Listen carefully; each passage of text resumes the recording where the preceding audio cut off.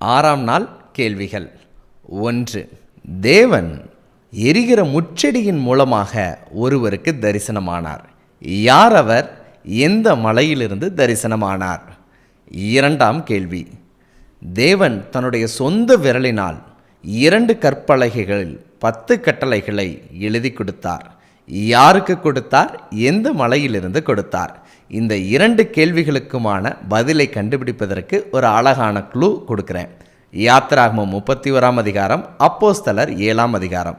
இந்த 2 அதிகாரங்களையும் நீங்கள் ஆராய்ந்து இந்த கேள்விகளுக்கான பதிலை கண்டுபிடித்து எங்களுடைய வாட்ஸ்அப் எண்ணிற்கு வேத ஆதாரத்துடன் அனுப்பி வையுங்கள். நம்முடைய பைபிள் குவிஸ் 6 மாதங்களாக செயல்பட்டு வருது. ஒவ்வொரு மாதமும் 11ஆம் தேதியிலிருந்து 20ஆம் தேதி வரைக்கும் தொடர்ச்சியான கேள்விகளை கேட்டுக்கிட்டு இருக்கிறோம்.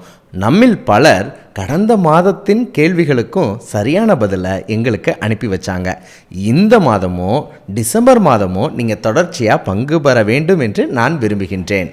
அப்படி பங்கு பெற்று சரியான பதிலை வேதத்தை ஆராய்ந்து அனுப்புகிறவர்களுக்கு நாங்கள் குழுவாக சேர்ந்து ஒரு அழகான பரிசை, சரியான பரிசை அனுப்பி வைக்க திட்டமிட்டு இருக்கிறோம்.